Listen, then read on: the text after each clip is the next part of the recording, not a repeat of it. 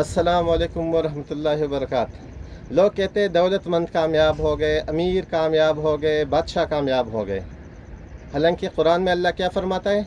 क़द अफ़लहल मुमिनून, यकीनन मोमिनीन कामयाब हो गए। मोमिनीन कौन से लोग हैं? फिर इसके लंबी सिफ़ात हैं, 11 उसकी सिफ़ात है। सूरत मुमिनून की पहली 11 आयात हैं।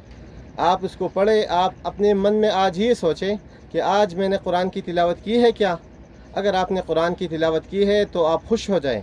अगर आपने कुरान की तिलावत नहीं की है तो अपने मन को खसारे में पाएं। और एक और बात याद रखें, हर वो चीज़ खसारा व नुकसान है, चाहे वो दौलत हो, शोहरत हो, चाहे जो कुछ भी हो, वो खसारा व नुकसान है। अगर अगर